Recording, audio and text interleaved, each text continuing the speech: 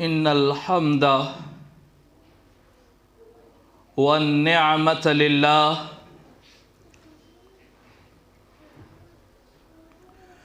والصلاة والسلام على رسول الله ثم الصلاة والسلام على خليفة الله وعلى آلهما وأصحابهما وأتباعهما وأزواجهما ومن والاه. أما بعد،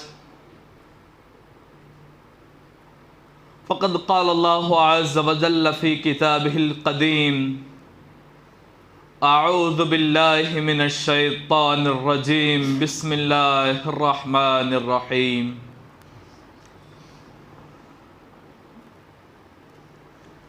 يا أيها الذين آمنوا من يرتد منكم عن دينه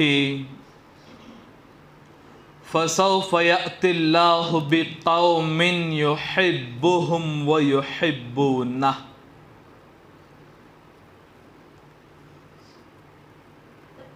صدق الله العظيم وصدق رسوله النبي الأمين المتين الكريم والمهدي الموعود العظيم. حاضرین محترم، سامعین حضرات، بزرگوں، نوجوانان قوم، پیارے بچوں، السلام علیکم ورحمۃ اللہ وبرکاتہ۔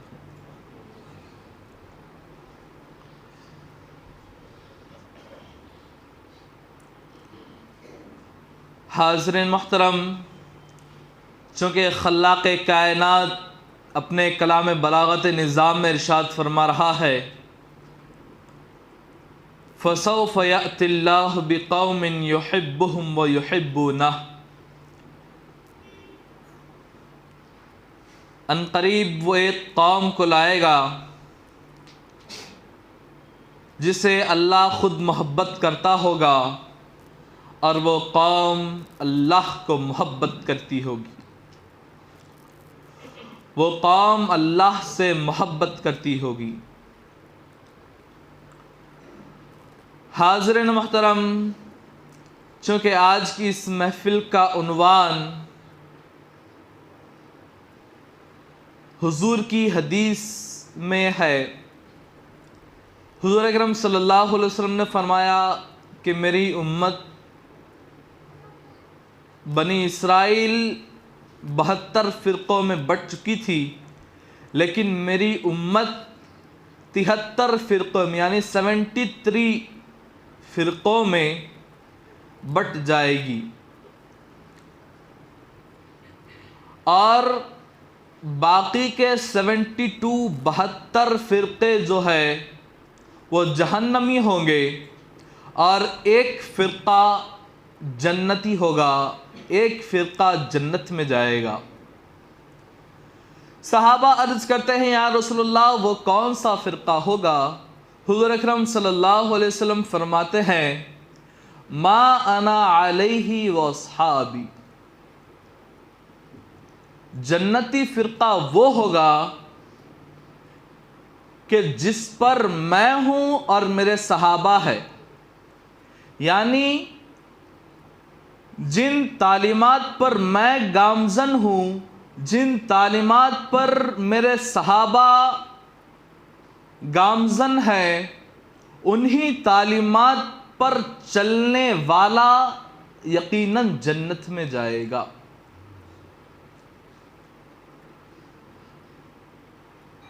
چونکہ اصطلاح محققین میں اس کو فرقہ ناجیہ بھی کہتے ہیں۔ چونکہ فرقہ ناجیہ کون ہوگا، یعنی نجات پانے والا فرقہ کون سا ہوگا؟ چونکہ 73 کے 73 فرقوں کا یہ دعویٰ ہے کہ میں ہی یعنی ہم ہی وہ فرقہ ناجیہ ہیں، ٹھیک ان کی طرح ہی، بلکہ ہم ذرا ہٹ کے ہمارا بھی یہ دعویٰ ہے کہ ہم بھی فرقہ ناجیہ ہیں۔ یعنی نجات پانے والا جو فرقہ ہے وہ ہمارا ہے۔ حاضر محترم، اگر ہم اس حدیث میں اگر ہم غور کریں گے تو 73 فرقوں کے بارے میں فرمایا گیا، چونکہ جب 73 فرقے ہوں گے تو یقیناً ان فرقوں کا کوئی نہ کوئی بانی، کوئی نہ کوئی فاؤنڈر ہوگا جو اس فرقے کو عالم وجود میں لے کر آتا ہے، اور اس فاؤنڈر کی کیا خیالات تھے، اس فاؤنڈر کی کیا عقائد تھے، اسی کی بنیاد پر فرقہ ناجیہ کا فیصلہ ہوتا ہے۔ چونکہ دوسرے جو فرقے ہیں، مثال کے طور پر تبلیغی جماعت کا جو فرقہ ہے، اس کے جو فاؤنڈر ہے مولانا الیاس، تبلیغی جماعت کے فاؤنڈر ہیں۔ ان کا شاگرد اپنے استاد کے عقیدے کے بارے میں کہتا ہے، علی میاں ندوی، اس کی کتاب ہے ملفوظات، اس کتاب میں اپنے استاد یعنی مولانا الیاس کے عقیدے کے بارے میں وہ بیان کرتا ہے کہ تبلیغ کا نہج تو میرا ہو اور تعلیم اشرف علی تھانوی کی ہونی چاہیے۔ تبلیغی جماعت جو ہے اس کا اصل، اس کے فاؤنڈر کا مقصد جو تھا، اس نے یہ کہا تھا کہ تبلیغ کرنے کا جو نہج ہے، جو راستہ ہے، جو طریقہ ہے، وہ میرا ہوگا، اور اس کی تعلیمات جو ہوں گی وہ اس میں مولانا اشرف علی تھانوی کی پیروی کروں گا۔ چونکہ مولانا اشرف علی تھانوی جو ہے، اس کے بارے میں کیا کہیں، نہایتی غلط عقیدوں کا مالک تھا، بہت ہی حضور کی شان میں گستاخیاں کی ہیں۔ حاضرین محترم، بتلانے کا مقصد یہ ہے کہ ان کے فاؤنڈر کی جو تعلیمات ہے وہ اشرف علی تھانوی کی جو ہے، اور اشرف علی تھانوی جو ہے اس نے اپنے عقائد میں اپنی کتابوں سے بہت ہی حضور کی شان میں گستاخیاں کی ہیں۔ ان لوگوں کا عقیدہ یہ ہے کہ نعوذ باللہ اللہ جھوٹ بول سکتا ہے، ان کا عقیدہ یہ ہے کہ انبیاء جو ہے اللہ تبارک و تعالیٰ کی بارگاہ میں ان کی کوئی ویلیو نہیں ہے۔ میں آپ کو حوالے کے طور پر ان تمام کی تعلیمات کو بتلاتا ہوں۔ حاضرین محترم،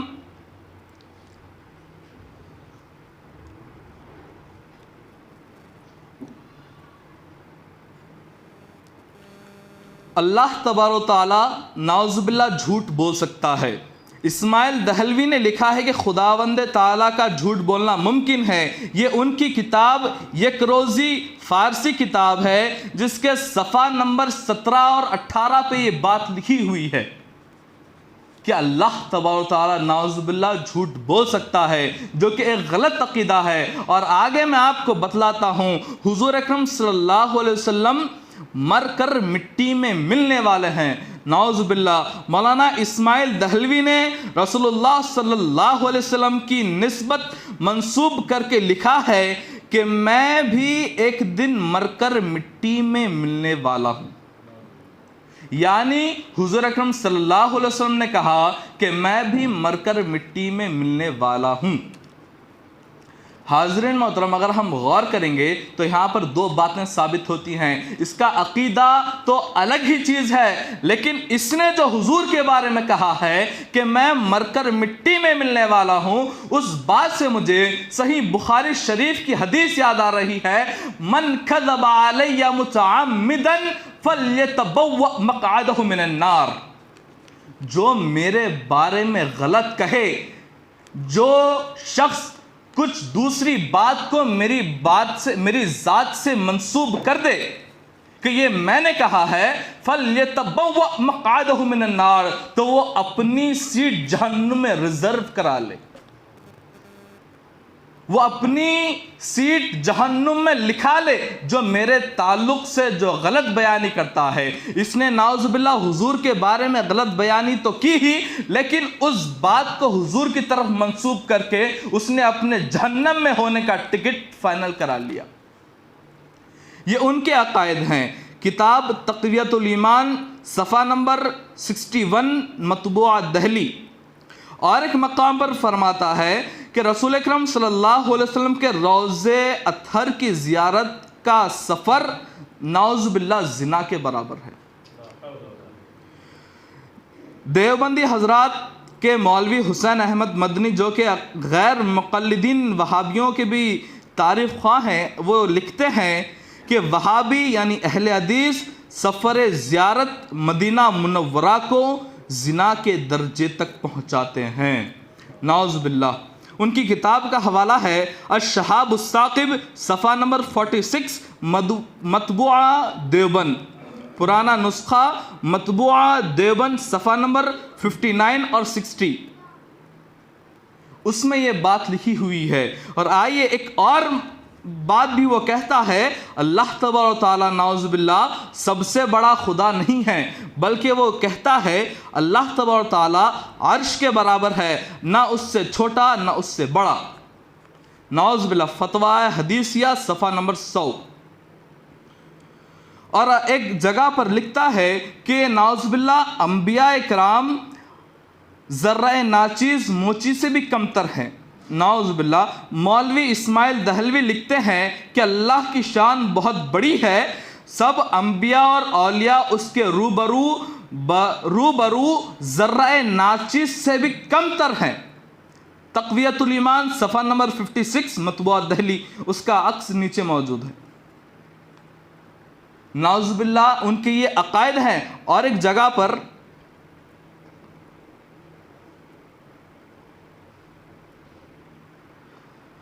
خلاصہ کلام یہ ہے کہ ان کے یہ عقائد ہیں۔ اب حاضرین محترم، ان کے یہ عقائد رکھ کر یہ اپنے صحیح ہونے کا دعویٰ کر رہے ہیں، اور خاصیت کی بات، بہت ہی خاصیت کی بات، ان کے پیروکار لاکھوں کروڑوں میں پائے جاتے ہیں، ان کے پیروکار لاکھوں کروڑوں میں پائے جاتے ہیں۔ آئیے ایک فرقہ ہے جو کہ اہل حدیث کے نام سے یاد کیا جاتا ہے، وہ بھی جو ہے مولانا عبد الوہاب نجدی کی تعلیمات کو پھیلاتا ہے۔ اس کا مقصد یہ ہے، شیعہ جو ہے ان کا جو فاؤنڈر ہے ابن صبا ہے۔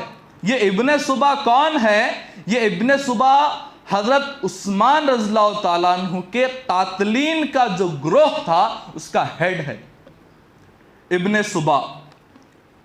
چونکہ اس کے بارے میں آپ کو وضاحت کر دوں، حضور اکرم صلی اللہ علیہ وسلم نے حضرت علی رضی اللہ تعالیٰ عنہ سے کہا تھا کہ اے علی، تمہارا مقام اس امت میں عیسیٰ علیہ السلام کی طرح ہے،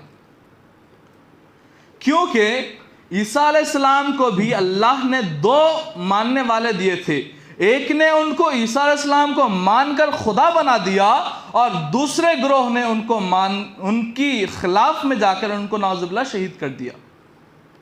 تو تمہارے ساتھ بھی کچھ یہی اس طرح کا معاملہ پیش آنے والا ہے۔ اور آیا ان کو ماننے والوں نے ان کو خدا بنا دیا، جس کا ہیڈ یہ تھا عبداللہ بن صبا۔ اس نے نعوذ باللہ یہ بات کہی ہے کہ علی ساری کائنات کے رب ہیں، ساری کائنات کے خدا ہیں۔ اور ایک گروہ تو یہ ہوا جس نے نعوذ باللہ حضرت علی کی تعریف کرتے ہوئے ان کو خدا بنا دیا، اور ایک جو دوسرا فرقہ ہے جنہوں نے حضرت علی سے دشمنی، حضرت علی سے بغض کر کے نعوذ باللہ حضرت علی کو شہید کر دیا، وہ خارجیوں کا فرقہ ہے، وہ رافضیوں کا فرقہ ہے۔ چونکہ ان تمام لوگوں کے اتنے فالوورز اتنی تعداد میں پائے جاتے ہیں، تو ہم تو الحمدللہ حق پر ہیں، تو ہماری تعداد کیوں اضافہ نہیں کر رہی، بلکہ ہم میں سے لوگ ان کے اندر جا رہے ہیں۔ حاضرین محترم، بتلانے کا مقصد یہ ہے، میں اسی جگہ پہ آتا ہوں جس جگہ سے میں نے شروع کیا تھا، کہ ہر امام کا ایک مقصد ہوتا ہے، ہر فاؤنڈر کا ایک ایم ہوتا ہے، ایک گول ہوتا ہے جس کے لیے وہ جاتا ہے، جس کو پورا کرنے کے لیے وہ ہمہ وقت جڑا رہتا ہے. چونکہ یہ تمام لوگوں کے عقائد یہ تھے، یہ تمام لوگوں کے مشن کا سب سے بہترین جملہ یہ تھا. لیکن آئیے ہم نے بھی دعویٰ کیا ہے کہ ہم بھی فرقہ ناجیہ ہیں. ہمارے فاؤنڈر کا کیا کلمہ ہے؟ مذہب ما کتاب اللہ و اتباع محمد رسول اللہ. ہمارا مذہب کتاب اللہ ہے.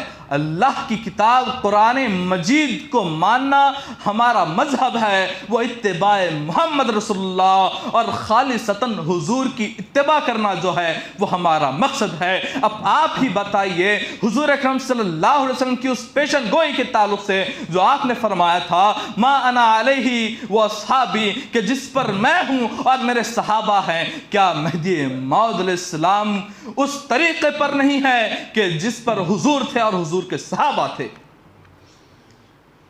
یقیناً مہدی موعود علیہ السلام انہی عقائد پر تھے. میں دوسرے لوگوں کو یہ دعوت دیتا ہوں، میں تمام عالم اسلام کی قوموں سے، تمام کے تمام 73 فرقوں، بلکہ میں ہندوؤں، سکھ، عیسائی، تمام دھرم حضرت انسان کو میں یہ دعوت دیتا ہوں کہ وہ آئے اور آ کر ہمارے مہدوی فرقے کے بارے میں ریسرچ کریں، ہماری جانکاری حاصل کریں. اس کے بعد تمہیں یہ اختیار ملتا ہے کہ تم ہمارے پر کفر کا فتویٰ لگاتے ہو یا نہیں. اس سے پہلے بلا تحقیق کہ تم کفر کا فتویٰ کس طرح عائد کر سکتے ہو. وہ آئیں اور آ کر ہماری کتابوں کا مطالعہ کریں، ہمارے اندر رہ کر ہمارے جو عقائد ہے ان کا بنظر غائر مطالعہ کریں، ان ہماری سوچوں کو، ہمارے عقائد کو، ہمارے منشأ و مراد کو پائیں تو یقیناً وہ یہی پائیں گے جو کہ ابراہیم علیہ السلام کا مذہب تھا. ان صلاتی و نسکی و محیای و مماتی للہ رب العالمین. یقیناً میری نماز، میرا روزہ، میری قربانی، میرا جینا، میرا مرنا صرف اور صرف اللہ کے لیے ہے، اللہ کے لیے ہے، اللہ کے لیے ہے. قوم مہدویہ جو ہے، جس کی بنیاد جو ہے کوئی ایسی ویسی نہیں ہے. آئیے ذرا ان تعلیمات کو بھی ہم دیکھتے ہیں کہ جو کہ اس فرقہ ناجیہ کے فاؤنڈر نے اس قوم کے اوپر عائد کی تھی. طلب دیدار خدا، کیا اس کا ذکر کہیں موجود ہے؟ یقیناً قرآن شریف میں اس کا ذکر موجود ہے. فمن کان یرجو لقاء ربہ، جو کوئی اللہ تبارک و تعالیٰ کے دیدار کی تمنا کرتا ہے، فلیعمل عملا صالحا، تو اسے چاہیے کہ وہ نیک کام کرے. ولا یشرک بعبادت ربہ احدا، اور اس کی عبادت میں کسی کو شریک نہ ٹھہرائے. ہماری تعلیمات یہ ہیں، ہم ایک اللہ کے دیدار کی طرف لوگوں کو بلاتے ہیں. حاضر محترم، ہماری تعلیمات کیا ہیں؟ ہماری تعلیمات ترک دنیا ہے، دنیا کو چھوڑ دینا ہماری تعلیمات ہے. آپ نے اس قرآن کی آیت کو نہیں سنا ہوگا جو اللہ فرماتا ہے وَمَنْ كَانَ يُرِيدُ الْحَيَاةَ الدُّنْيَا وَزِينَتَهَا، اور جو کوئی دنیا کی حیات اور اس کی زینت کا طالب ہے، نُوَفِّي إِلَيْهِمْ اعمالهم، تو ہم ان کے اعمالوں کا بدلہ انہیں دنیا میں ہی چکا دیں گے. اعمالهم فیہا، ہم انہیں اس کا بدلہ دنیا میں ہی لوٹا دیں گے. وہم فیہا لا یبخسون، اور وہ لوگ قیامت کے دن ان کے پاس کچھ نہیں ہوگا. حاضرین محترم، کیا یہ فرقے کی بنیاد آپ نے عبث چیز پر محسوس کر لی؟ آپ نے اس فرقے کی بنیاد کو عبث محمول کر لیا ہے؟ نہیں، بلکہ یہ اس فرقے کی جو تعلیمات ہے ان کی بنیاد جو ہے خالصتاً کتاب اللہ کے اوپر ہے. آئیے ایک اور تعلیمات جسے ذکر دوام کے بارے میں کہا جاتا ہے. اللہ کہہ رہا ہے فَإِذَا قَضَيْتُمُ الصَّلَاةَ فَاذْكُرُوا اللَّهَ قِيَامًا وَقُعُودًا وَعَلَى جُنُوبِكُمْ، اور اگر تم نماز قائم کرو تو اللہ تبارک و تعالیٰ کا ذکر کرو. کس طرح کرو؟ کھڑے رہتے ہوئے بھی اللہ کا ذکر کرو، قیاموں بھی اللہ کا ذکر کرو، رکوعوں میں اللہ کا ذکر کرو. اللہ کا ذکر ہر حال میں کرتے رہو کرتے رہو کرتے رہو، اور اسی چیز کو یہی قرآن ہے، اور قرآن کی ہی چیز کو مہدی موعود علیہ السلام نے ہم پر فرض کر رکھا ہے۔ اس فرقے کی تعلیمات یہ ہیں۔ آئیے اور ایک تعلیمات ہے، توکل فَإِذَا عَزَمْتُ فَتَوَكَّلْ عَلَى اللَّهِ ان اللہ یحب المتوکلین۔ یقیناً اللہ تبارک و تعالیٰ جو ہے وہ توکلین، اللہ کی ذات پر مکمل بھروسہ رکھنے والے کو اللہ تبارک و تعالیٰ بہت پسند کرتا ہے۔ تو یہ قوم جو ہے، یہ قوم کسی دوسری ذات پر بھروسہ نہیں رکھتی، اس قوم کا بھروسہ رکھنے والی ذات کوئی اور نہیں سوائے اللہ تبارک و تعالیٰ کے۔ اس کا بھروسہ جو ہے ہمہ وقت اللہ تبارک و تعالیٰ کی ذات پر لگا ہوا رکھتا ہے۔ صحبت صادقین کے بارے میں ہے، واتقوا اللہ وکونوا مع الصادقین، اللہ سے ڈرو اور صادقین یعنی نیک لوگوں میں ہو جاؤ۔ قرآن کی تعلیمات کو مہدی موعود علیہ السلام نے فرض قرار دے دیا ہے، اور آئیے ایک اور مقام پر فرماتے ہیں عزلت خلق کے تعلق سے، وذکر اسم ربک وتبتل الیہ تبتیلا، اور اللہ کا ذکر کرو اور اللہ تبارک و تعالیٰ سے رجوع کرو۔ اور جو عزلت خلق کے اصل معنی جو ہے وہ اس دنیا سے دوری ہے، لوگوں سے، عام لوگوں سے دوری ہے، چونکہ یہ اس کا ذکر قرآن میں موجود ہے۔ تو اللہ تبارک و تعالیٰ نے مہدی موعود علیہ السلام کی زبان سے ہمیں یہ توفیق بخشی ہے کہ ہم ان 8 فرائض کو ہمارا اصول مانتے ہیں۔ ہمارے جو پلر ہیں، مہدویت کے جو پلر ہیں، وہ 8 فرائض ولایت محمدیہ ہے۔ اگر ان میں ایک بھی نقص ہے تو آپ بتلا دیجئے کہ یقیناً یہ فرقہ ناجیہ نہیں ہو سکتا۔ اتنے تمام اوصاف حمیدہ کے رہتے ہوئے، اتنی تعریفات کے رہتے ہوئے، اتنی سچائی کے رہتے ہوئے، اس قوم کو کون ایسی جرت کر سکتا ہے جو اس قوم کو فرقہ ناجیہ نہ کہے؟ یقیناً فرقہ ناجیہ جو ہے کوئی اور مذہب نہیں ہے، کوئی اور فرقہ نہیں ہے سوائے فرقہ مہدویہ کے۔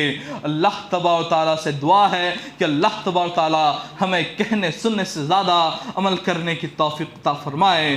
وآخر دعوانا ان الحمدللہ رب العالمین۔